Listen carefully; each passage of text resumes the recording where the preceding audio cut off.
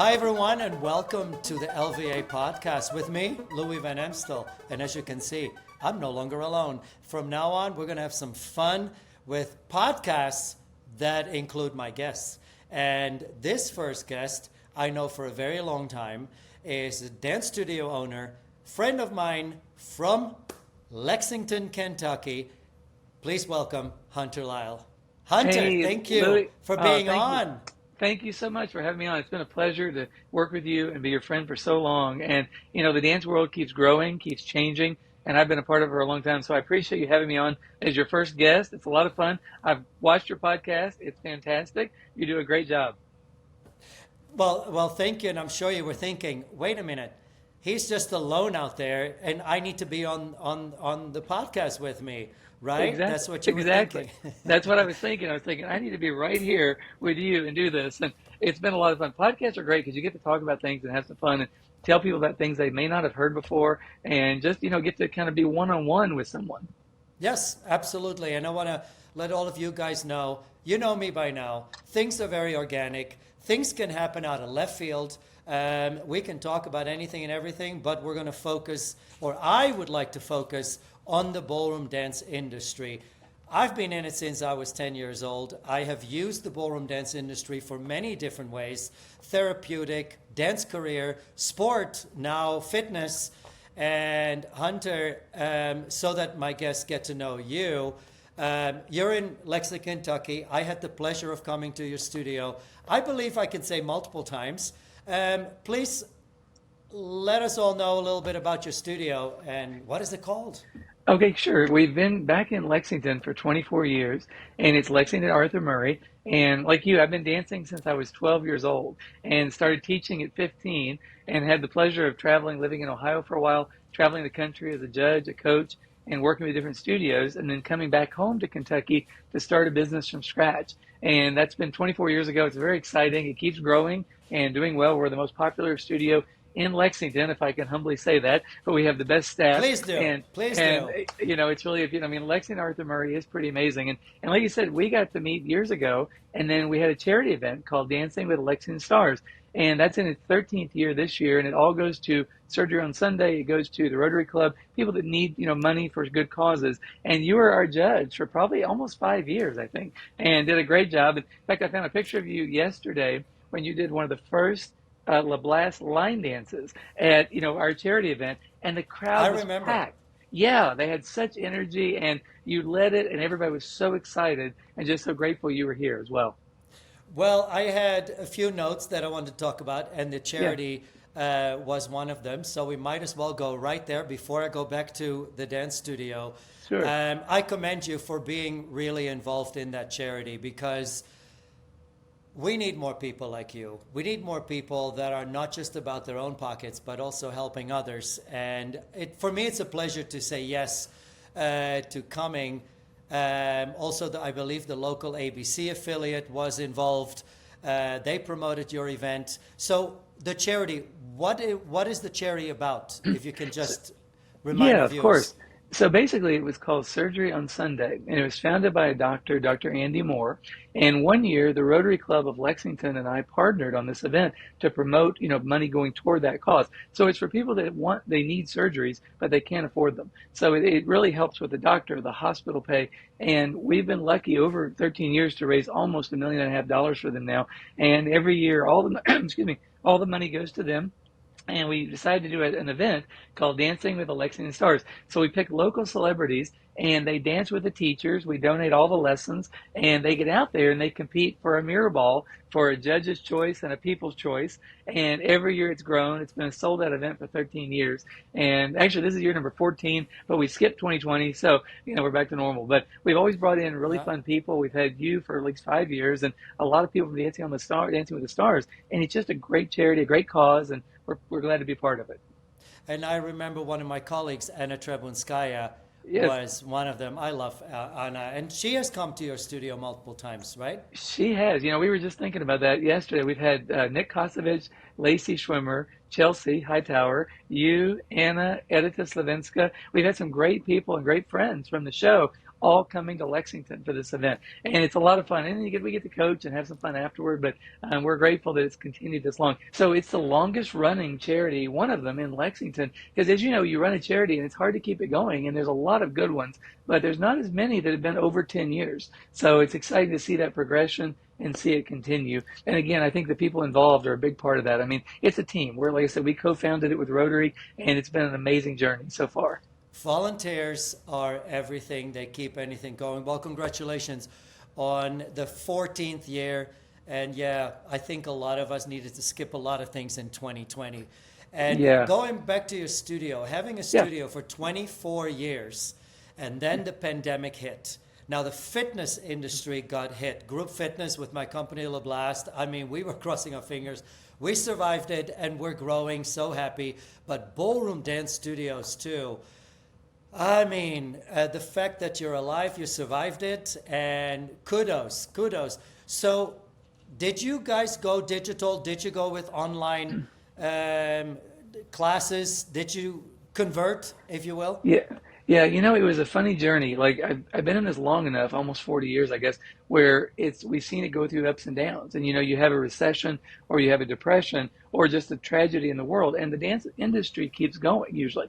But with 2020, it was different because we couldn't get together with people. So for the first time in 100 years, at least since the flu pandemic back in the 19, whatever year that was, we couldn't get near someone. So there were 39% of studios around the country that closed, unfortunately, for good. And we were very lucky to be one of the ones that survived it. But it was difficult. We shut down for almost 4 months. We tried online teaching. We did some of that. But for whatever reason in Kentucky, it just never really took off. Like we actually had a website for a while, ArthurMurrayLessonsOnline.com, and we actually did that. And, a few people took lessons, but it just didn't feel the same. So looking back, that was something we tried, but everybody was so excited to get back to normal and to get back to one-on-one. And I don't know, that was like everybody. That was a very surreal time. When I look back and I try to remember it, it doesn't seem real because of all the crazy gyrations we went through. And we had students begging to come back, but on the flip side, they were scared. They were nervous, and for very good reason, obviously. And we did everything safe, and here we are, hopefully, after that. Thank goodness. Yes. We are in 2024. Both of our companies are still alive. And one of the things that the general public might not know is that there are multiple franchise studios, ballroom franchise studios. And you mentioned earlier, you're part of the Arthur Murray Dance Studios. Right now, how many Arthur Murray Dance Studios are there in the United States and the rest of the world?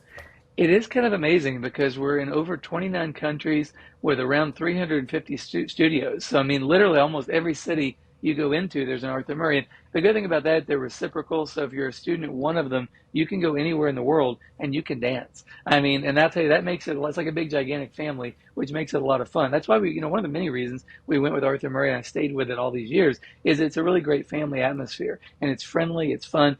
People get nervous. If they walk in to dance, they're scared to death. So walking in the front door is the hardest thing you'll ever do. And we teach singles, we teach couples. I had a lady call me yesterday and she said, I've been wanting to do this for 5 years, but I was afraid I couldn't do it because I didn't have a partner. And I said, You know what? Come on in. She's booked this Friday to come in and have a great time. And so if you're single, you get to have time for yourself and meet people. If you're a couple, you get to spend time together. And either way, you win. And it's an exciting process. But yeah, there are almost 400 studios, and we're lucky to be the #1 school for teaching in the world, actually. Good for you, and congratulations. That was not at all a very humble statement right there. But look, if it's a fact, amazing. Share it, please. Now, we're very grateful. In your opinion, so Dancing with the Stars goes into season 33. Wow. I started in 2005, season 1, and now I think it's year 19. How does Dancing with the Stars translate into studio numbers? Is there a percentage that you can share? Has Dancing with the Stars helped your and other ballroom dance studios? Yeah, it's really been a great phenomenon. It has been very lasting. And it was a funny, quick aside. I got to watch you and Alec Mazzo doing a clip the other day on social media, and I just had Edita, his wife, and so we were laughing because you guys look great on the floor. But Dancing with the Stars, when it started, of course, BBC was Strictly Come Dancing, and Lynn was on there and everything like that. And then ABC kind of took it over, and it started to grow. And that first year, I don't think anybody realized the extent of what was going to happen. And I remember watching a clip and thinking, this is amazing. And we immediately called ABC. And I was very fortunate for the first 10 years to be a local broadcaster twice a week for almost 30 weeks of the year for the show.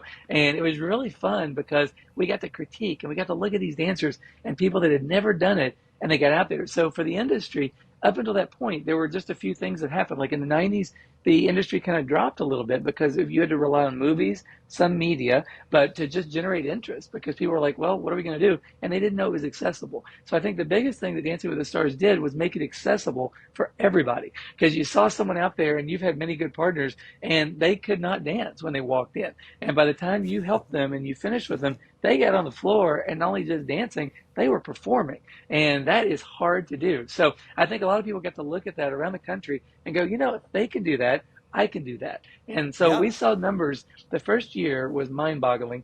We were literally getting 10 to 20 people a week calling in saying, I just saw the show and I saw you all on camera, hey, can I try this? And that went on for about the first 3 to 4 years. Since that point, it levels off. The first 10 years were just unreal, and for every studio in the country. And I think it gave a nice shot in the arm to a lot of smaller studios that were not used to that volume, and they were not used to handling it, and it really gave them a leg up. And in the past 5 years, with Disney working with it now and all the different things that are happening, it's kind of got a resurgence. It's like booming again, and That's it's fun awesome. to see that grow.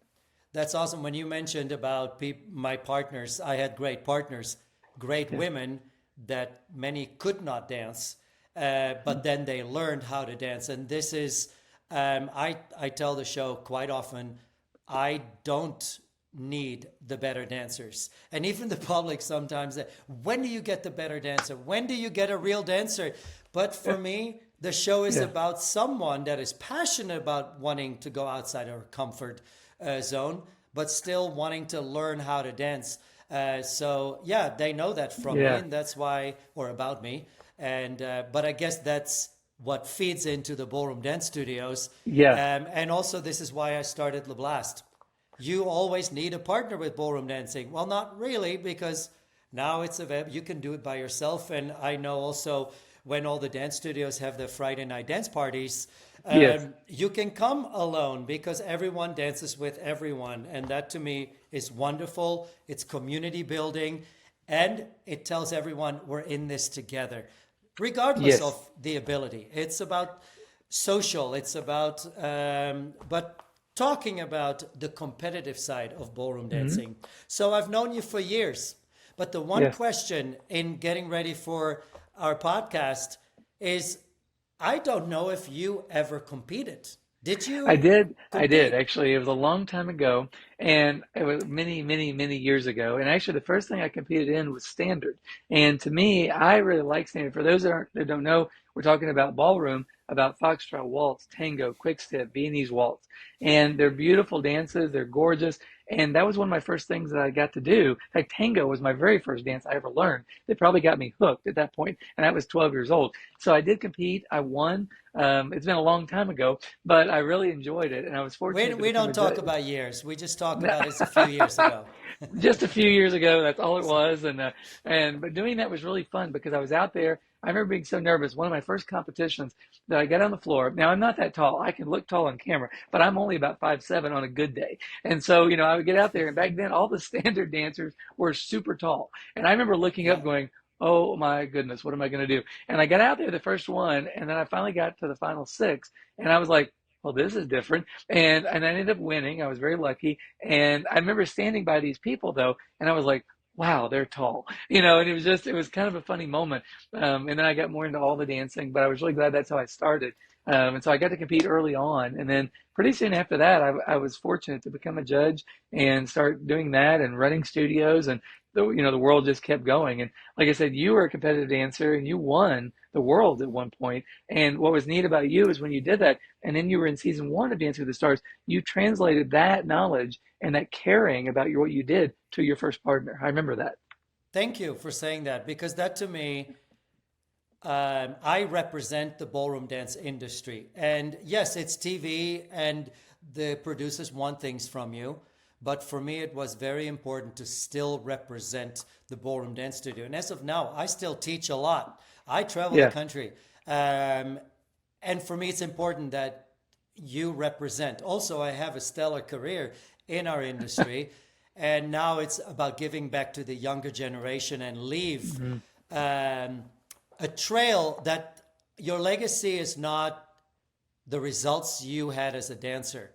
No, The no. legacy that I want is that when I'm done, 6 feet under, people remember me for what did I do for the younger generation so they have a better career and the opportunity, more opportunities, and hopefully that includes the Olympic Games in the future.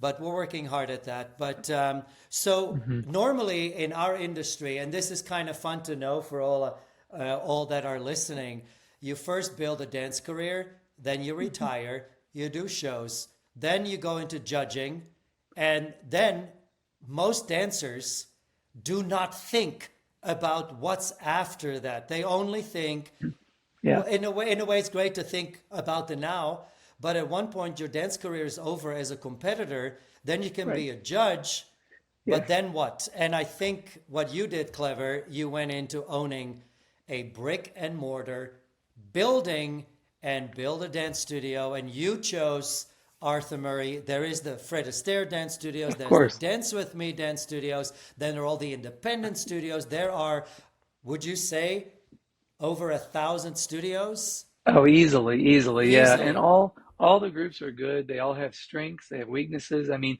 and I think finding the thing that you're passionate about and finding the group that you can fit into, and really ultimately, no matter what group you're with, it's about the students. If we don't have students, we're nothing. None of us. I mean, if you even if you compete, there's someone that has to watch. There's someone that has to be in the Yeah. audience, and there's someone that has to be motivated. So, I always look back. I remember one of my mentors saying, without the students, there's nothing.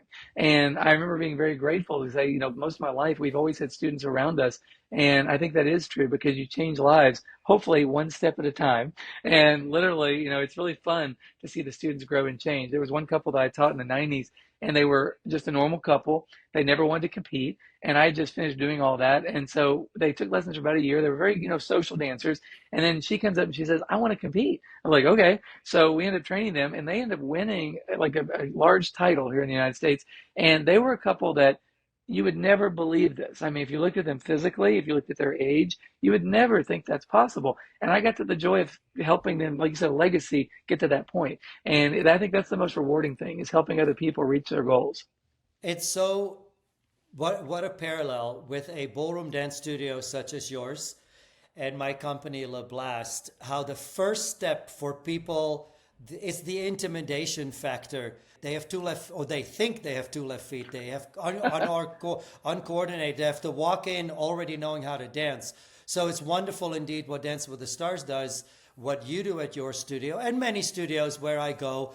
They're changing their mind about being more welcome, make it more Yes. accessible, keep it Right. simpler, Yes. and it's really fun to see the parallel of people stepping out of their comfort zone, come into a dance studio or step into a La Blast class at a community center, and then realizing, wait, not only can I do this, I want to do more with this. And then Yes. they do it twice a week, 3 times a week. And then, oh, social dancing is not enough for me.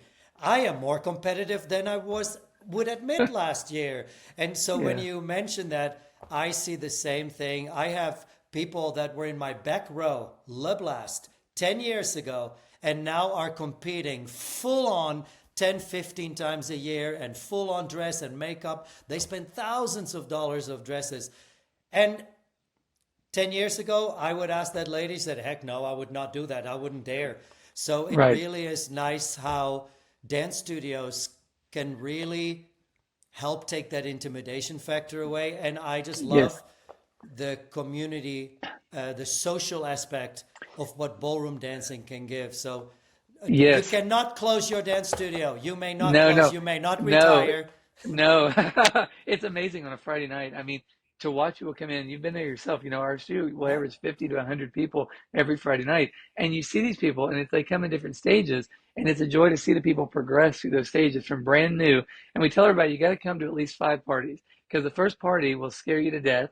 The second party, you might enjoy it. By the third one, you're going to like it. And by the fourth and the fifth, you're hooked, because it's a lot of fun. And you get past that, and your self-image goes up, your self-esteem. They do a La Blast class, they do a ballroom class, and all of a sudden, you start to feel good about yourself. You start to exercise. You start to feel like I can do something. And we call them like little victories. It just takes a little victory to make a big victory. Because if Yep. you feel good about one thing, you go, okay, well, if I could do that, I can do this. And that starts to kind of cascade, and it builds on itself. And that's when you really see, I think, real change. And probably one of the biggest joys of this industry is getting to watch that happen in so many different forms. And it's truly a joy.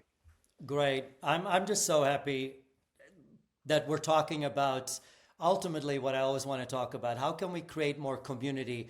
How can we open the doors to more people that normally would not step into a dance studio or La Right. Blast? Yeah. Now, I'm going to switch gears. Okay. I'm going to switch 180 and I'm going to put you on the spot. Because So he I skipped way back. teach, and so this is partly I'm asking the former competitor, the judge in you, and as a Arthur Murray dance studio owner. So I'm teaching a lot, and even though I did international Latin and 10 dance, I teach mostly rhythm and smooth here in the Right. United States. So, and then it comes to the American rumba. And I've always been of an opinion that if it ever becomes an Olympic sport, you Mm-hmm. have to put down all the rules and then abide by them. And if there are rules that are not clear, go into a room and make it clear so that we know as an organization, in this case, it would be, I guess, the USA Dance on that side or NDCA on the other side, two of our industry organizations, and then put it down and get in a room and don't come out until everything is clear. So all the teachers, coaches can now read the book, study the book, whatever came out of that meeting, and then abide by it. So when it comes to American Rumba, there Yes. are 2 timings. Yes. There is the quick, quick, slow timing and the slow, quick, quick timing. And here's Yes. the scenario. I'm getting to my point. So if you are a judge and you are of opinion that slow, quick, quick is the right timing, are the couples that are doing quick, quick, slow automatically off timing and they should not get a point or should go to the next round because they're off timing and vice versa? Okay, that is a great What is your question. opinion? And I have 2 more follow-up questions. Okay, so to answer that one first, and of course we know when slow, quick, quick, what organization that started with, and we know what quick, quick, slow started with. Arthur So you got, Murray. and Fred Astaire, right. So nothing wrong with either one. And I think you have to look at, when you're a judge, you have to be as objective as you can. Like you said, you want to hold tight to the rules. We use the skating system, again, NDCA, ISTD, everything else, again, World Dance Council. So I think the problem you have as a judge is you're watching a lot of people. So let's say you have 24 couples and you have a very small window of time to cut them down to 24, from 24 to 12, and then to 6.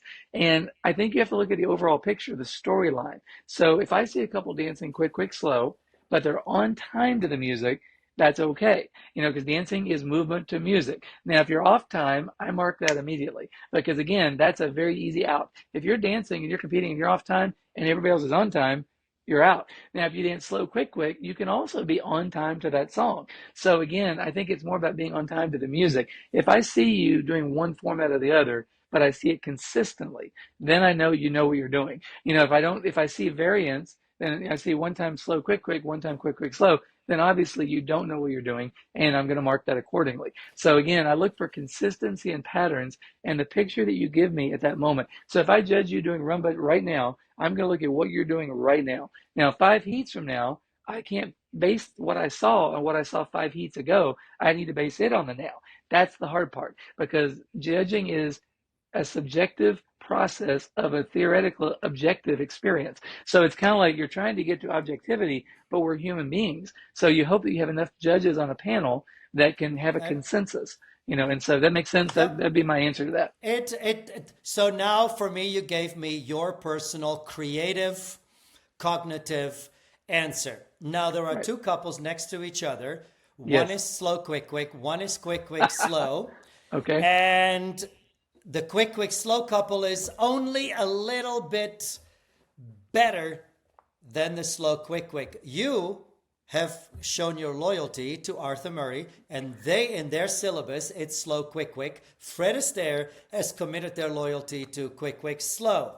Right. So, are you making that timing a variable why you would Yes. judge the Arthur Murray slow, quick, quick couple over the Fred Astaire Absolutely. couple? There was a situation a few years ago, and I was judging the Emerald Ball out in LA, and the very thing happened. I was watching American Rhythm, and I was judging it, and there were two couples, and they both were fabulous dancers.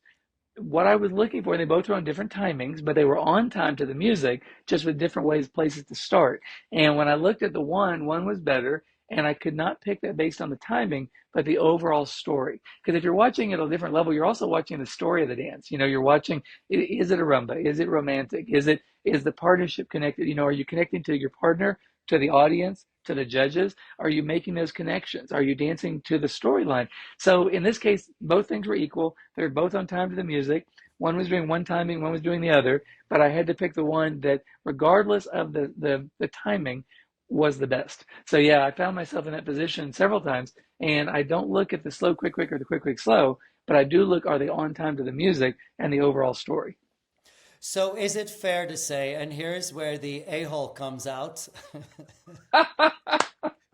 I find it absolutely ridiculous that Okay. the organizations don't come together and make a decision on it has to be one timing. It's that way in every single dance, Yeah, it except is. for American Rumba. And Yep. you're kind of saying yourself, you're not necessarily looking at what's better than the other. So in No. that case, I'm saying, is it fair to say then, if you don't care if it's slow, quick, quick, or quick, quick, slow, then that the organization as a whole says, let's choose democratically what will be the one timing for American Rhythm? Would you be open to that if Oh, yeah, that of were the course. next If one? there could ever be a general consensus, but I think when, as these timings were developed before we were alive, and I think that you deal with boards, you deal with judging boards, and people try to make decisions, and they're not easy decisions. I've been on one of the boards at one point, and you get 12 people in a room, and everybody has a different opinion,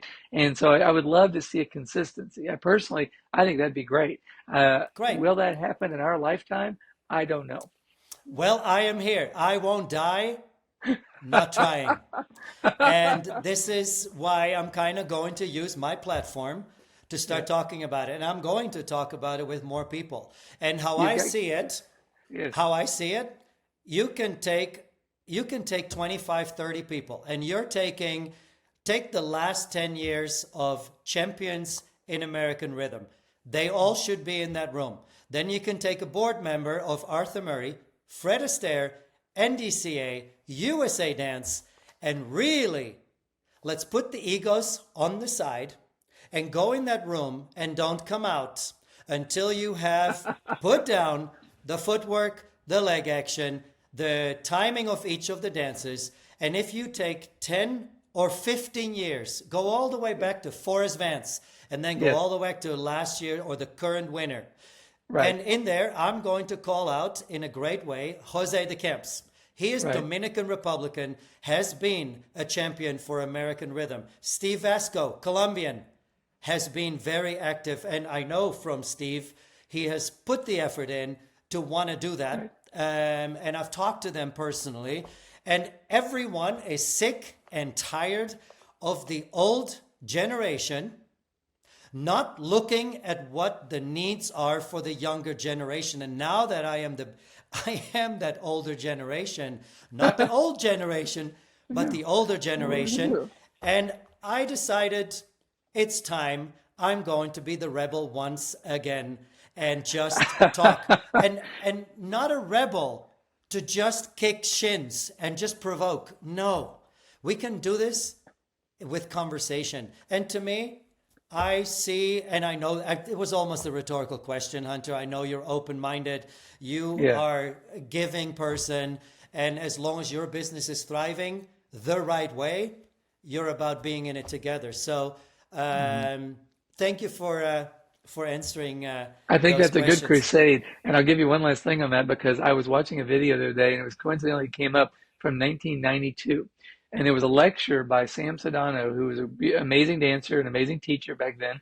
And it was about American rhythm. And literally some of the concepts they were talking about in 1992. And it was a brilliant class, a great lecture. And so, but some of those same topics they're talking about today. And I heard a teacher today say, on an interview saying, this is a new concept. And I laughed out loud because I was like, this is not a new concept. This is what I was just watching from 1992. And here we are in 2024. So, I would love to see consistency. I'm all about keeping things to where you can grow. And if in the dance industry, dance sport is no different. It was really funny because just judging different comps and different things, you get to see everything. And I think when you really pare it down to what the dancers can accomplish, and you get away from the politics, you get away from egos, things like that. It's all about the dancers. It's about the students. It's about the professionals, watching them get on the floor and being artistic and living their vision and getting out there within the parameters of the structure, obviously, because if you don't have structure, how are you going to have a competition? I mean, you have to Well, have a there you competition go. to, yeah, And to me, bringing in gymnastics and ice skating, quite a few Olympics ago, they had to change their scoring system to they make did. it more objective, and no Yes. one liked it in the Nope. beginning. The No. artistry is gone, this and that, and now it is so It's much accepted. better and it's Yes. accepted. And we have the same problem. There are so many egos, narcissists that think they're all about the art of this and that. No, we need to get it approved, the Olympic Games, and then improve Yes. so that we can be creative. And I do Yeah. think you can be creative, but ultimately, Yes. if you really want to be creative, go on TV, Right. go into theater. But if you want to compete, there are Yeah. rules and there are There are. competitive rules. And coming There out of are. my mouth as being a creative rebel in the 90s with our coach Ruud Vermey and my partner Oh Julie yeah. Fryer. But then again, this is about the Olympic Games that we Right. really want to fight for. So Oh one yeah. more question about the quick, quick, slow, slow, quick, quick. I'm putting you back on the spot. So if you Oh, look at cha-cha, turn my right? chair. It's 1, 2, 3, cha-cha, 1, 2, 3, cha-cha, 1, 2, Right. 3. Then the rumba, we have those two timings coming back to swing. 1, a 2, 3, a 4. Right. Rock, step. 1, a Yes. 2. Then you have the bolero. Slow, quick, quick with the rise and fall, body rise, foot rise. And then you have mambo 1, 2, 3, 4. 1, 2, 3, 4. Right. So my logic, and before I say this, I, like you, I have friends in Arthur Murray and Fred Astaire, and I will be Switzerland. I believe in the dance community. I will never push one or the other. I am for our business. But Yes. when it comes to the logic behind the timings, if bolero is slow, quick, quick, and a Cuban dance, and rumba is a Cuban dance, in my logic is, well, if we want to diversify rumba from bolero, then the rumba timing should be quick, quick, slow.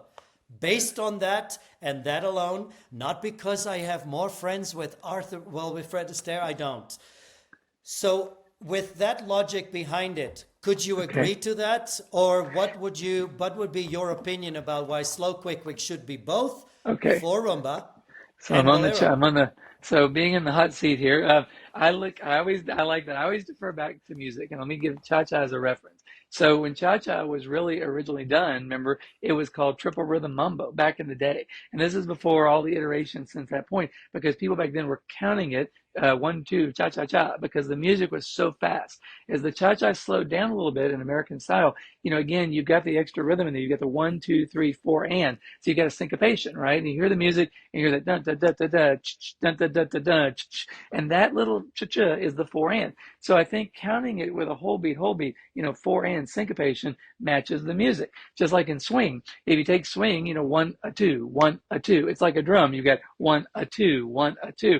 That's your three-quarter quarter whole. And so you're dancing to the music, actually. So I believe that anything that you dance to the music that feels right within the structure of the music is correct. So, because I heard people say like swing, it's 1, 2, 3, 1, 2, 3. Well, that might be a teaching example because when One people West first Coast start, swing. yeah, I mean, look at that. You got three rhythms in one. You've got 1, 2, 3, and 4, 5, and 6, or just 1, 2, 3, and 4, 5, 6, or you've got 8 count in West Coast swing. So you've got 6 count, you've got 8 count, and I think you have to look at two sides of this. There's the competitive side, which has to have a structure, and then there's the teaching side. Like when we first taught swing, we were like, okay, 1, 2, 3, 4, 5, 6, rock, step, because we wanted to make it accessible for people. But then eventually you want to fit the music, because if you're dancing the music, your shape of your steps, the size of your steps have to match the But music. Hunter, you just talked about cha-cha in I'm getting relation to there. mambo Yeah. and then swing. Can you Yes. please get to the point of why rumba should be slow, quick, quick? You know me, I'm very succinct. I'm not a long-winded talker. So, getting to that point. So with rumba, I'm kind of playing Switzerland a little bit too. I don't think that one is better than the other, only because back in the day, I still have a syllabus that's called Rumba Bolero. Because back then, if you remember, we had international rumba and we had rumba, and then Bolero comes along, and nobody really knew what to do with Bolero, to be honest. This is like in the 80s, okay? And so there was a syllabus created called Rumba Bolero, and it was the most confusing thing in the world because you didn't know what you were watching. So I think that Bolero has gone through more iterations than I think most people realize. And over the years, like it, I know it, but a lot of people don't. And it kind of evolves because it can. I think with rumba, American rumba, international rumba, they're again a little more structured. So I think you take American rumba by itself, you could do either rhythm. So I guess I'm kind of playing Switzerland because again, I've got Yes, friends because in I don't both get an opinion industries. from you. Well, but for but rumba, this okay. So for rumba, I teach slow, quick, quick, obviously, and I teach that the most, and I've done that probably makes sense more in my because you're part career. of Arthur Murray and it's their Right. syllabus timing. And it's in my body, Yeah, habituated for, yeah. 30 years. So I default to that basically. But if And I see a quick, quick, slow, I'm not going to say that's wrong because obviously if they're on time to the no, music, it's not wrong. no, but that's not the point. The point is, And so for me, I'm all yes, about the Olympic Games. And yes, if rhythm wants to have a chance to be they're a going to have to world pick one. champion There, I or the agree. European Championships, there needs to be, and I love that style. It's way Yeah, closer to yeah, authentic Cuban it is. movement than international. International Right. is, I don't even call it Latin anymore. It's dance It's sport. different. And It's that's different. okay. If Yeah. we're going to be an Olympic sport, that's Yes. okay. We're a sport. And then Right. within that, you can still find the Right. creativity. I And think you're, yeah, I'm sorry. I had a and glitch. I didn't and mean to interrupt and you. Yeah. and there's nothing wrong as an Arthur Yeah. Murray studio. In your studio for social dancing, you do slow, quick, quick. Absolutely. But when it comes to a regulated dance sport form, Right. rhythm, Right. under Yeah. the NDCA or USA Right. Dance, it is absolutely ridiculous. And you said it kind of earlier. And then suddenly there was the bolero in the 80s and no one knew what to do with it. Well, quite honestly, they still don't. And it's 2024. And You're right. I It's an am going evolving to dance. I am going to push for getting these former champions. I want to call him out, Nazar. I forgot his last name. He has been the rhythm champion for quite a few years, retired now. From left and right, I hear he is diligently working on giving American style the support that it needs. And I think him, Jose de Camps, Steve Vasco for one. Then you have a Russian or Ukrainian, a Dominican Republican, and a Colombian. And then you can put Bob Powers in there, He's amazing. Yeah. Forrest Vance, put them in a room, and you do not come out until everything is set in stone so that no one can have an opinionated or a new thing. This is my opinion. Because Yeah. the new generation needs clear guidance. And They I do. would say, don't you think that new instructors that come to your studios that want to have a career in ballroom dance as a teacher, that they're not confused? Because they It's get good. all these Yeah. different opinions. I think it's two different. I think you've got the social side, like you said, and the competitive side. And I would love to see all four styles represented in the Olympics. However, just my personal opinion, I think because we've been sanctioned for the Olympics for a long. Oh, are we cut off? No, not cut off, but Oh, it will not oh, happen oh. Okay. I saw until it. you get Oh, I was on gonna say. board. Yeah. Sorry, I saw that. I was thinking, okay, what I was going to say is, I think the international style is they're going to have to find some unifications, and just like they just did with breakdancing, and we've been sanctioned for the Olympics for a long time. I love to see all four styles in there. However, I wonder if that is possible, and I wonder if it'll end up only being international style, international Latin, international standard that will actually Yes. make it to the Olympics because it is a so structured format and it's agreeable and agreed on by almost every organization. So I have a And feeling that that might be what occurs. it will be Yeah, smooth as much as I love smooth and rhythm. yeah, yeah, First, they need to get their act together in the United States on paper, and then that syllabus needs to go out worldwide, and then couples can choose American style. But right now, no one will choose American rhythm because they don't know even where to start. no, and it's And so creative. It's and very creative too, and I mean that's the other factor. You've got American rhythm, and you've got American smooth, and it's like but it's really funny because they're very creative dances with all the segues, yep, side by side it's material, beautiful. and how it is gorgeous. And how do you ever Yep. quantify that into a format that's based for the Olympics? And that I think is the biggest challenge they're going to face. Well, I have an opinion about that, and I'm very Yeah, strongly opinionated about it. When you look at the International Dance Organization, it's pretty simple.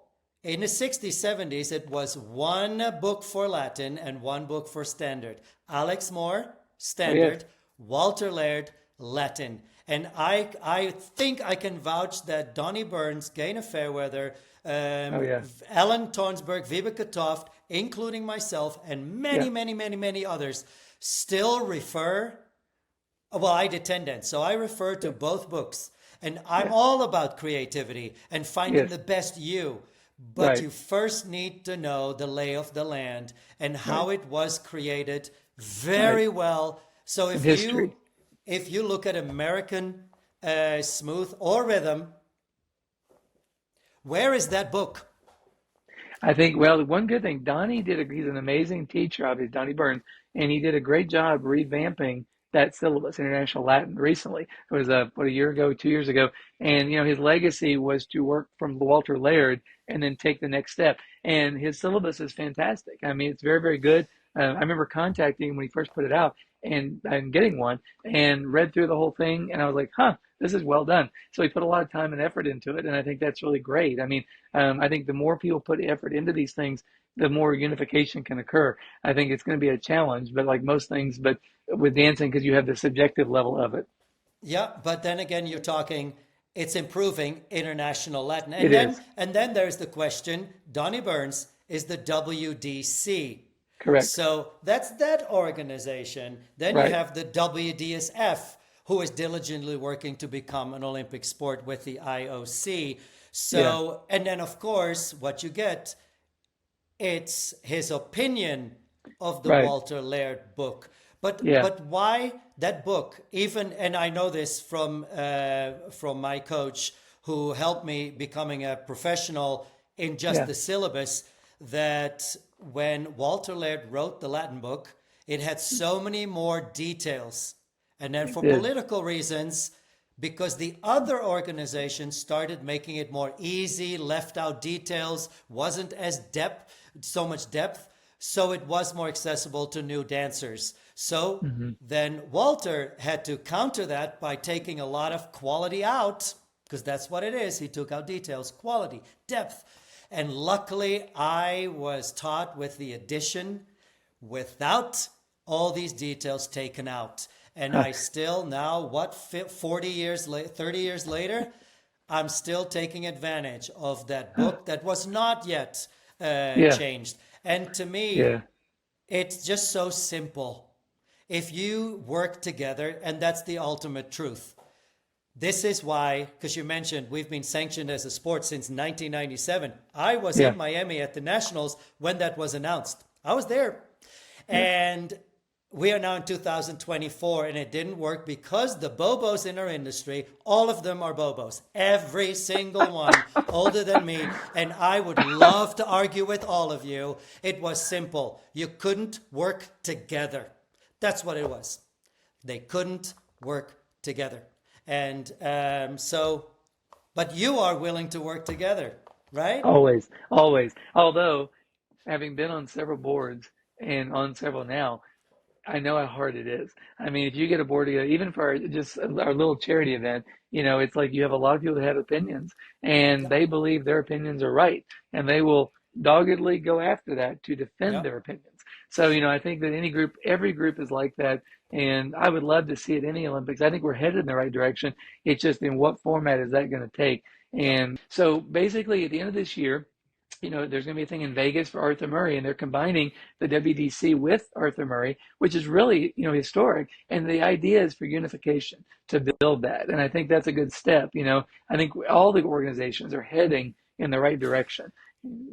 May I be the devil's advocate here? I'm Yes, shocked. it's I'd be shocked if great. you didn't. So it's great that you see it as, oh, Arthur Murray, WDC, it's unification, it's bringing together. That's And it. I am very happy to hear that.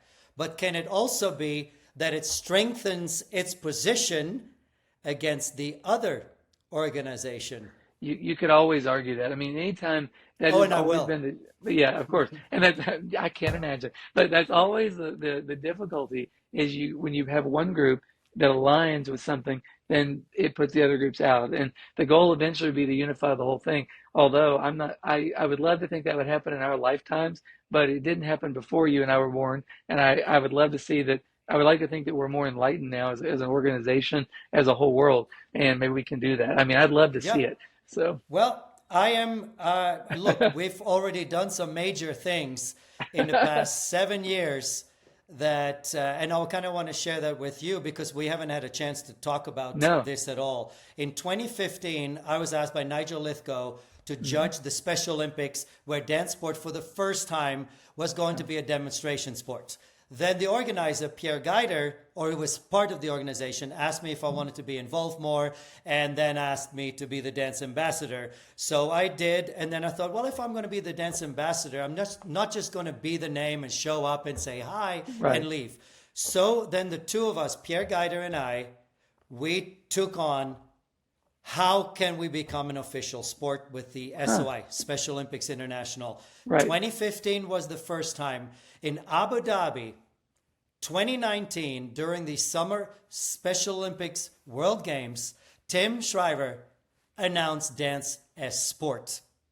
Wow. And it's not about this, but I'm going to be very vocal about the following. When you say there are so many people with opinions and there's so many groups, that is why it has been impossible to make dance a sport. That's why Pierre and I said, we're going to do the work and we're going to ask whoever we want for a specific question. So we met, he's from Austria, I'm in Utah. We met in Amsterdam for a few days. We locked that room and we went past the list that the Special Olympics International told us, this is what you need to do. Well, we needed a world organization. I looked at, well, and the only reason, not the only reason, but the majority of the reason why we chose the WDSF was because of the link to the IOC. We're using the Special Olympics as a step towards the IOC. So that decision was made. Then I look, who do I know at the Presidium of the World Dance Sport Federation? Peter Maxwell. I used to work with him. I love him. I love that man. We worked with him. And I Facebook messaged him. He helped us within the WDSF to go right to the correct person. So that's how we did it. That's great. 4 years. 4 years. From Wow. demonstration sport to, and it's not, and anyone listening, it's not about the credit. It's about getting things done. So we did it under the radar. Under the radar. And now I guess I'm no longer under the radar. But the whole goal is to support, to get dance sport in the Special Olympics, which is for people with a mental disability. Yes. I believe 99.9% that wheelchair ballroom dancing Yes. is going to the Paralympics. Yeah, So it's an amazing with- sport. With those two already going to the Special Olympics, Paralympics, don't you think that at one point the IOC is going to have to bend the knee and say, you've done your work as an industry. We're making this happen. So, and when it comes to that, and we are 53 minutes in. And I hope that when it gets to that point, that we get the support of Arthur Murray, Fred Astaire, Dance With Me, WDO, WDC, and say, this is for the younger generation. Dances that now, they look at Dancing with the Stars, and they are young dancers, and they can have a full-on career, whether it's on TV or a potential goal, the Olympic Games of ballroom dancing. Wouldn't that be wonderful? I do think what you've done with the wheelchair and with handicap is kind of amazing because that's such a big thing. You know, it's proven that ballroom dancing helps both mental issues and physical. It's the only sport that even the AMA said that it will prevent Alzheimer's, which is pretty amazing. Yep. And we've taught some wheelchair dancers, quite a few actually, and it's an amazingly heartwarming experience. I remember we had just a quick aside, we had first opened the studio, and 3 months in, I had built a ADA compliant ramp, everything was there for that. And I had a couple call me, and she was able-bodied and he was not, and they got ready for their wedding. And I remember teaching those lessons, and to this day, 24 years later, I still remember those lessons, and they would bring tears to your eyes because at the end of the day, they got out there for their wedding, and it was beautiful. I mean, it was absolutely, and again, not to toot my own horn, but we just, watching them do that was just unbelievable. So I think if you can get that in there and you did that, that's a phenomenal step, and if you can make that happen and continue it, that would be great. I mean, I think it would be, so imagine being a young kid and going,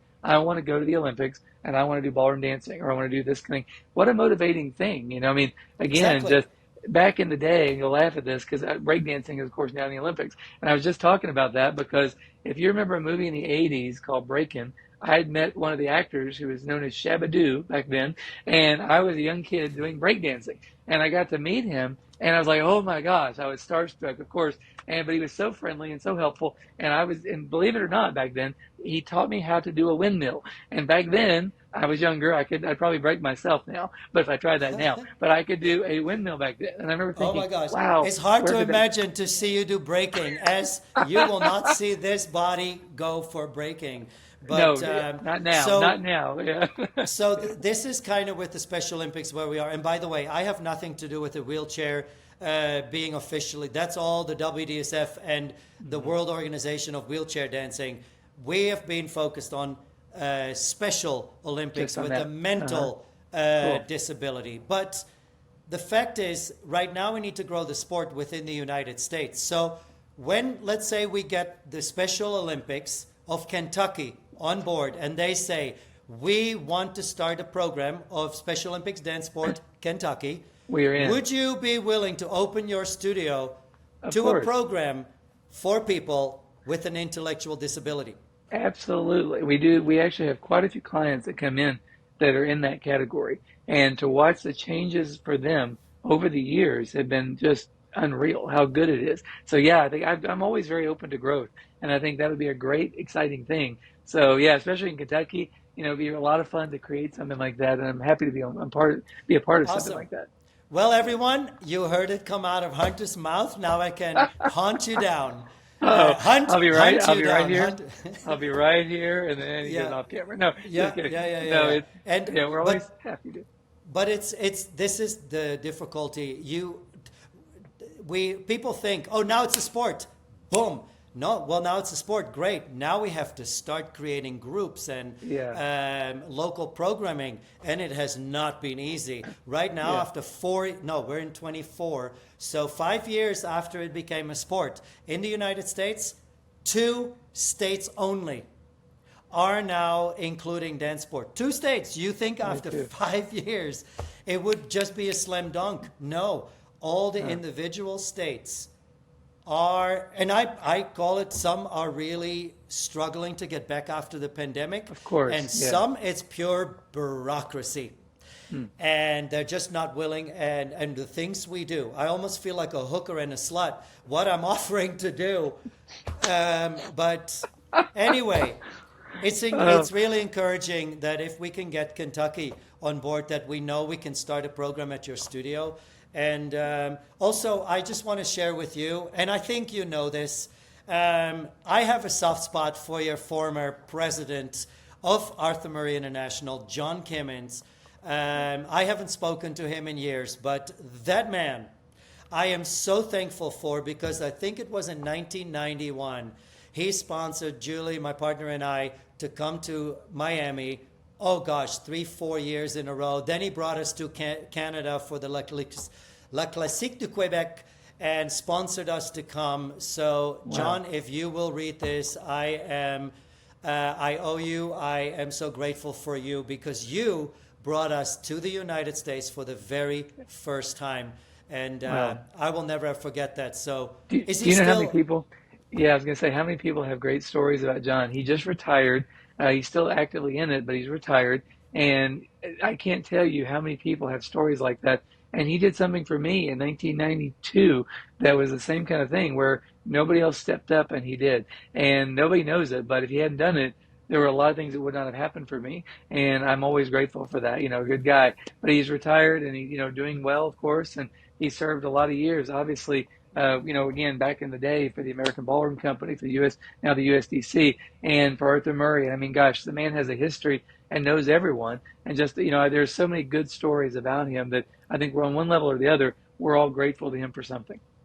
John Kimmins has always, and that's my opinion, and other people can say different. That man was about dance sport, and he wanted to expose the American audiences to all different kinds of dancing. And he's also an immigrant. He's from Australia, but did so much good in the United States and for many of us. Hunter, it was an absolute pleasure. I can't believe we are almost hitting an hour, so I thank you so much. And let's do this again in the future.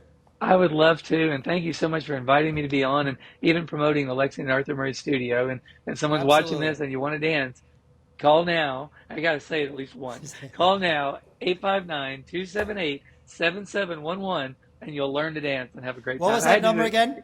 It is 859. You forgot already? Man, short memory. 859-278-7711. That's my best radio voice I can muster for today. But call and have some fun. I appreciate it. Thank you so much, Hunter. Louis, for our Thank friendship. You so much. Thank you for having me on. Thank you.